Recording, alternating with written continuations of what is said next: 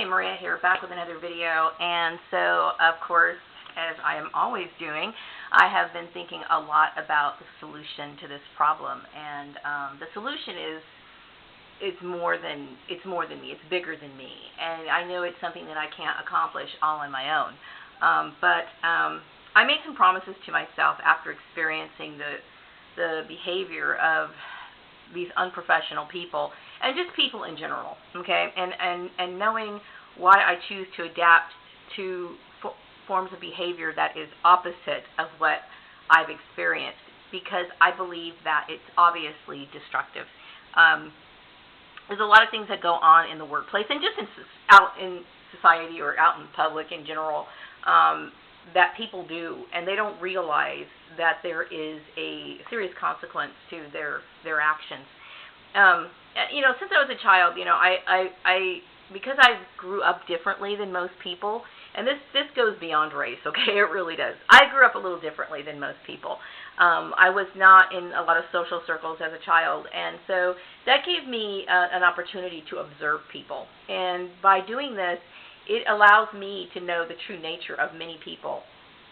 And, I developed an interest in psychology because of this. Now, I am not a psychology guru. I mean, I was interested in actually majoring in psychology, but, anyway, that's a long story. But I have developed an interest in people because of what I've observed, and the lifestyles of the people and their behavior, how they interact with other people. All of this, why people thought that maybe I was just a dopey kid, just kind of like not having a whole lot to say or whatever, or maybe I was telling a lot of jokes back then and never really focused on very serious topics, at least to most people. I was taking all this in, and I have learned a lot about people throughout my life. And so I think people who have had the opportunity to be around me, they know how good I am when it comes to understanding people and even being able to predict their behavior. I was going to go into how being terminated from employment has a different definition for me than it does for many other people. I mean, when my outlook on being terminated illegally is different than many people who get terminated in general. This pertains to the emotional outlook, the attitude, and the plastic support system that all goes involved in it. And what I mean by plastic support system is that, oftentimes I see people who get terminated for just being warned like multiple times. I mean, usually with the people that get terminated that I've seen have had more than enough chances to improve themselves, and I wondered why they even had a job in the first place. But their attitude seems to be okay. They tend to just kind of, get themselves together, and they know that they have a support system that's going to allow them to find another job immediately. Because it always seems to be based on issues that are based on more of like a friendship. Let me do I scratch your back, you scratch my back type of thing, instead of actually developing a network system based on your skills and what you truly have to bring to the office. And so, and I attribute my view on that because I'm a far-sighted person. I mean, I understand that when I'm out of a job, I have to deal with all kinds of drama, and even when it wasn't my fault, I have to. And it doesn't matter how hard I work. It seems as though I'm not getting evaluated fairly. And I understand that these things are very important, being evaluated fairly and based on things that are related to my skills or what is supposed to keep me in a job. So anyway, my goals are to pursue my accounting goals and my career path, and by moving forward. And, I'm going into this as a humble student. I mean, I'm aware that I don't know everything. So I find it really offensive when, I go into maybe a job interview or I'm talking to somebody and they're trying to take a stance of competition. I'm seeking out people who are knowledgeable in their field, and others shouldn't feel any competition around me. Like, I was talking earlier in one of my videos about how I was working for this particular employer, and he had a little assistant with him, this accounting man firm, and he was trying to, emphasize the fact that his accountant, who was a CPA, had more knowledge than me. And no, duh. I mean, really. I mean, and I get this sort of behavior from a lot of people, and it's not necessary. It's not necessary to feel that way. I don't know everything there is to be a CPA. If I was, I would be there by now. Okay, I'm going into this with very limited understanding. I mean, I understand what CPAs do, but how they do it, I don't know. I don't know all the intricate details. I am subscribing to newsletters that talk about it, getting prepared for the exam and that sort of thing. But as far as like knowing, I'm open to receiving more knowledge. I mean, and there's no reason for people to feel threatened by me. It bothers me. It really does. So I'm trying to seek out strong, successful people, to be mentors, supporters, and eventually maybe even friends. And our strengths should be admired and not be this. They shouldn't be the same, and they may not be the same. I mean, so for some people, I would ideally like to meet. Our strengths can be combined to produce a highly successful outcome, and this is the proper way to look at team structures and cooperation. I remember many years ago, I was working for an employment agency, and I really wasn't gung-ho about the job. But I had, found another job while I was working there, and I really developed a good relationship with the owner of the company. And I felt kind of guilty about leaving, but I was kind of trying to convey that to her as I was telling her that I was moving on. And she was very understanding. She said, when someone tries to better themselves, it's not to be considered a slap in the face to her. It's just that it's only right that if you feel as though you have the ability to move on and you want to do something differently for whatever reason, that's something that should be understood. And it's not something that means that I didn't like her or wasn't a form of disrespect. It's just simply meaning, I needed more things. Like, for example, at the time, I needed more money, and I also wanted to stay in my field. I was working for her. Originally, I was hired as like a receptionist. I would greet, people who were coming in, answering phones.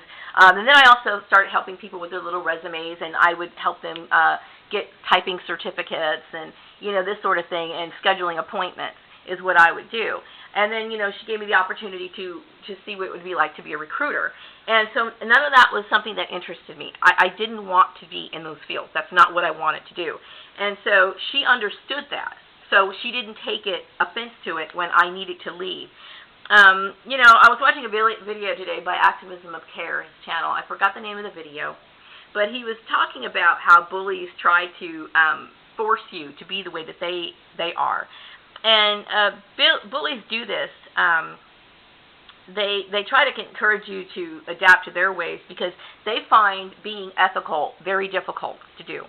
So they would rather you not be ethical so it can make them feel better. And that's my explanation for it. I mean, it's difficult because, it's a part of their programming. Some of these people are 30, 40, 50 years old, and it's very difficult for them to change their behavior, their mindset, after being this way for so many years. So, and it does. It raises standards, and they are not capable of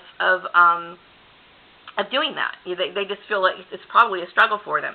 So anyway, I wanted to focus on the solution, and I was given a petition to sign, in which I am going to sign it, about gang stalking activity, and I am going to sign it. But I do believe that gang stalking is never going to stop completely. I mean, and it can be reduced, but we need to make people aware of it, and that's the biggest part. And everybody knows that by now that the gang stalking is illegal. I mean, these laws were made oftentimes as a result of issues happening before. I mean, I'm going to put the link of the petition down in the description box. Please feel free to complete it and support it. But, the root of this needs to start with employment. And I encourage you to just subscribe to this particular YouTube channel. This is Workplace Bullying Institute. The link will also be in the description box. And I'm going to sign, like I said, I'm going to sign this petition to show my support. In order for this to work, to inform people, we need to start with employers first, informing employers, and then promoting this awareness in communities. and this can be accomplished by influencing employers to adapt to non-bullying policies. And they need to be made aware of how this truly benefits them. It allows them to retain valuable employees, which will attract more valuable employees, and many good workers are seeking positive environments. That's one of the reasons why, that guy Activism Care is talking about him having a hard time finding a job. But this is the kind of thing that we're looking for. We're looking for structure, people who working for companies that don't want to, who see that this kind of thing doesn't benefit anybody. And so that by doing that, and knowing that it affects the employer, in many ways, they're looking for a place that they can go where they can feel safe, and they don't have to feel threatened and worried all the time. I can't get this call right now. I'm going to go ahead and take that later. Okay, so anyway, and I strongly encourage that these policies, like for example, employers who adapt to non-bullying policies, this should be a part of their employment advertisements when searching for new talent. And so this is going to allow targets, for example, let's just say, for example, they've been in the situation where I am, where their employment has been stopped, prevented, limited, whatever. And so they can look and say, hey, these people, not only are they, some people describe, hey, I'm an equal opportunity employer.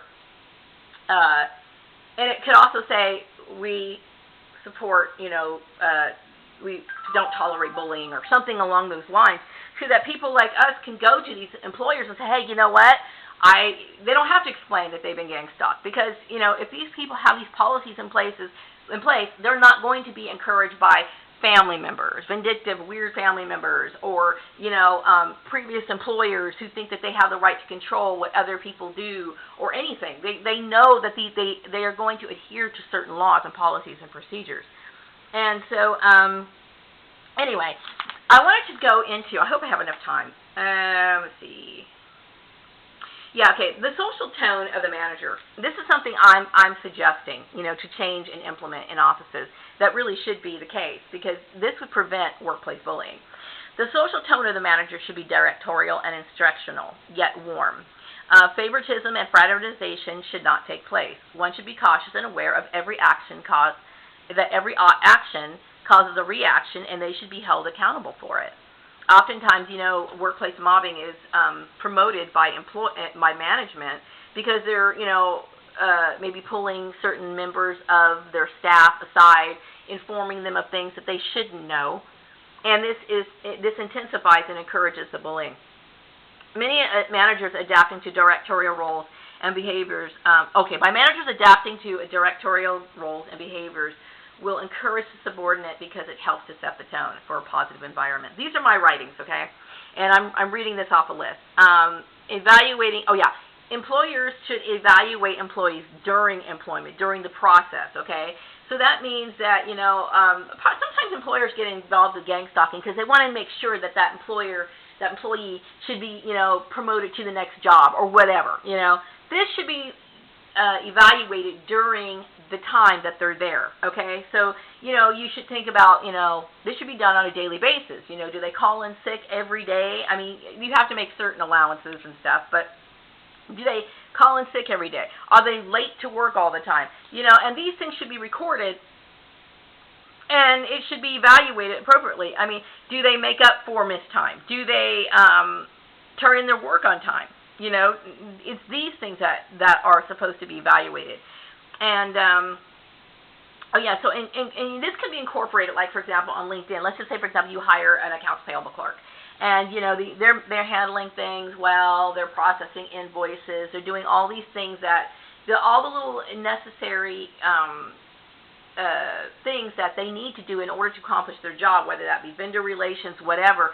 And these are the skills that you take note of, and it goes into their file, and I guess you can incorporate this in LinkedIn. You can do that, whatever.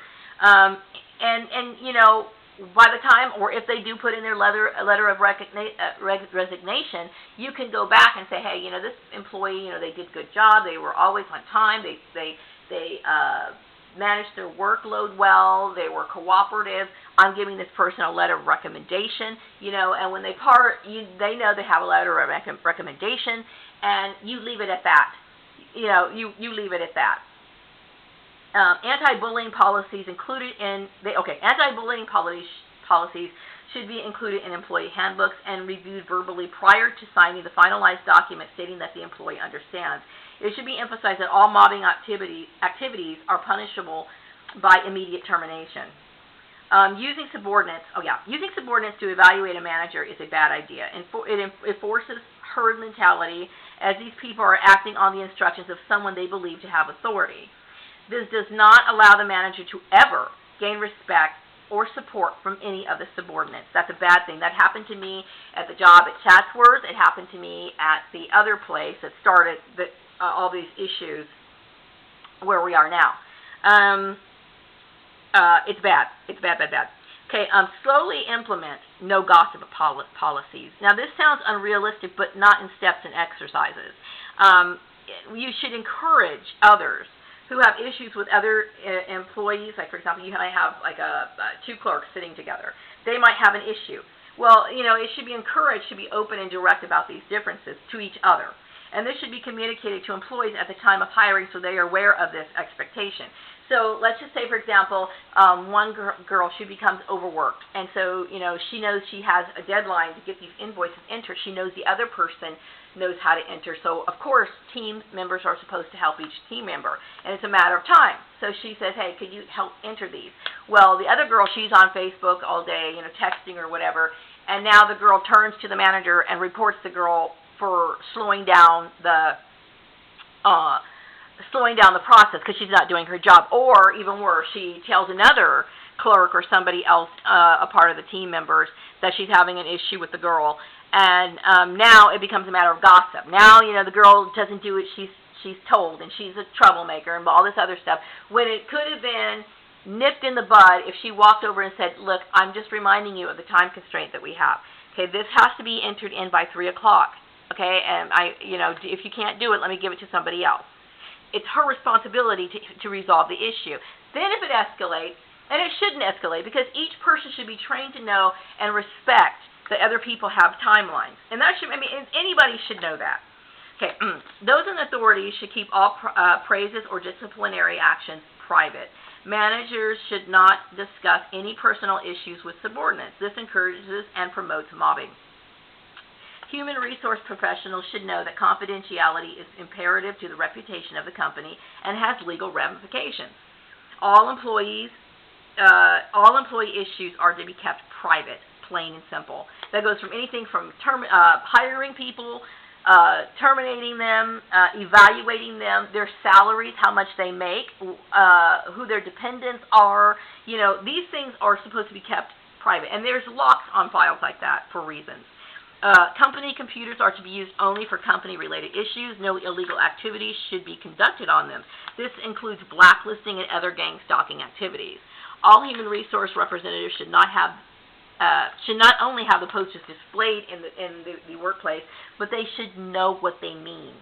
All employee concerns should be taken seriously and objectively, and understand that no issue on the job should be taboo. However, it should be seriously analyzed.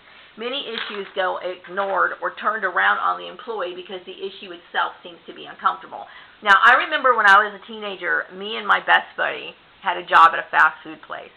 And my best buddy had she was kind of, I'm going to call her earthy and aboriginal looking. She had a unique beauty about her, but she didn't have mainstream beauty, okay? Her face would never appear like on a Teen Beat magazine, okay?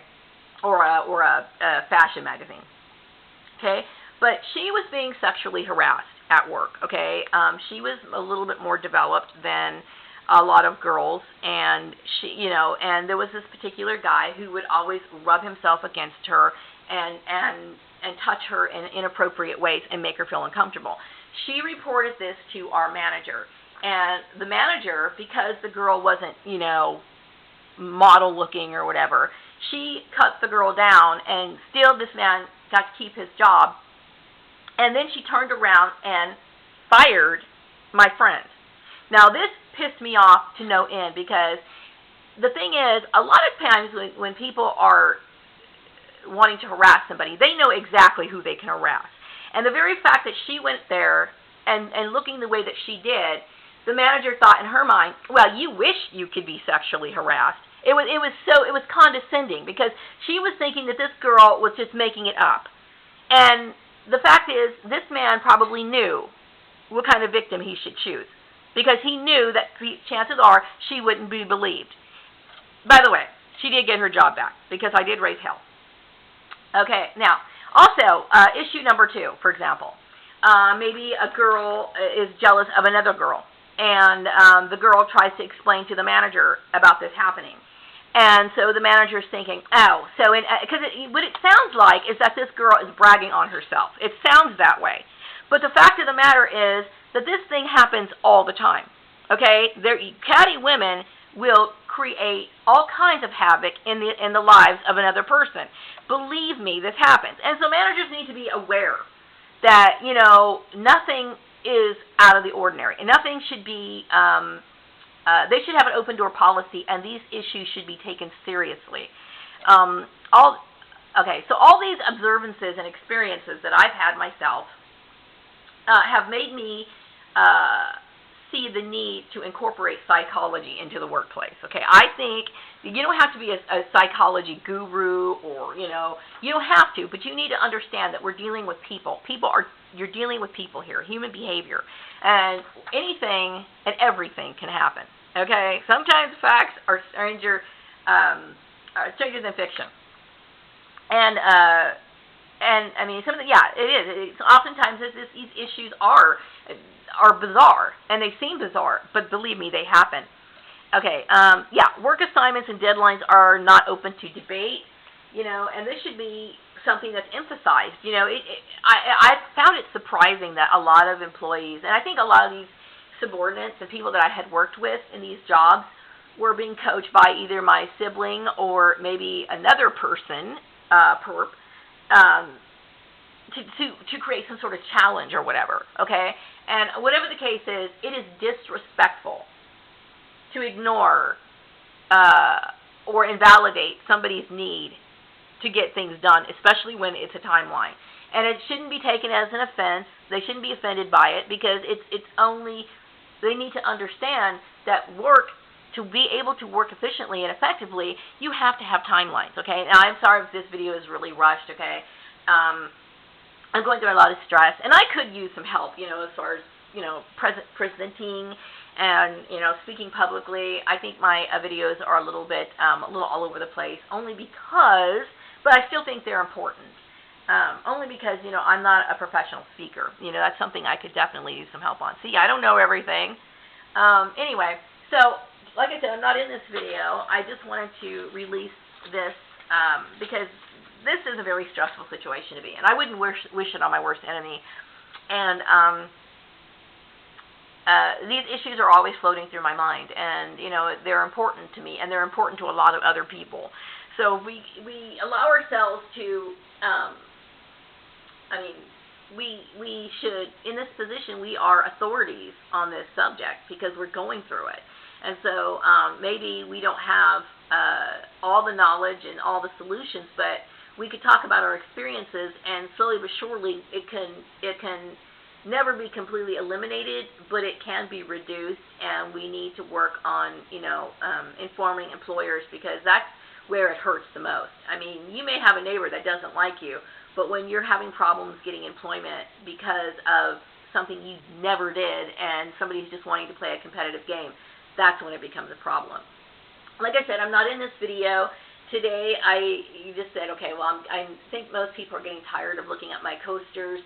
I thought maybe I would just hang up one of my, what I call classic type outfits to wear. This is just a regular suit jacket. It looks kind of lopsided because it's not hanging on the